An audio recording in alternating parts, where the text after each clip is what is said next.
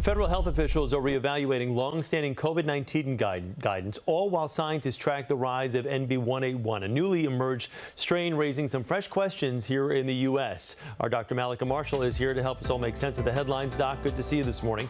So, Health and Human Services Secretary RFK Jr. announcing on Tuesday that COVID-19 vaccine will no longer be recommended for healthy pregnant women and children on the CDC's immunization schedule. So, what does updating that recommendation mean for the average family? You know, Chris, it's completely unclear at this point. On Tuesday, the HHS secretary said that he would remove COVID-19 vaccines from that CDC's list of recommended vaccines for children and healthy pregnant women. But that was before the CDC's advisory panel weighs in next month. That decision comes on the heels of an announcement from the FDA saying it will continue approving updated vaccines for seniors and other high-risk groups, but has asked for more clinical trials before approving them for wider use.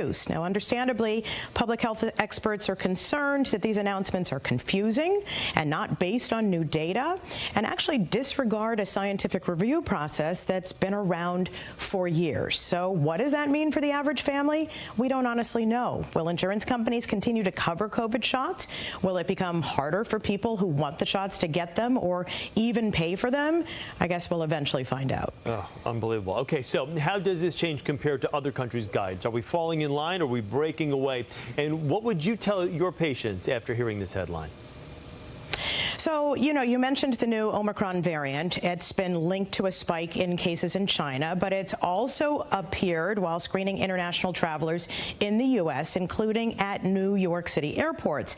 It appears to spread more easily than earlier variants, but does not seem to cause more severe illness. Symptoms are pretty much the same: cough, sore throat, fever, body aches, and fatigue.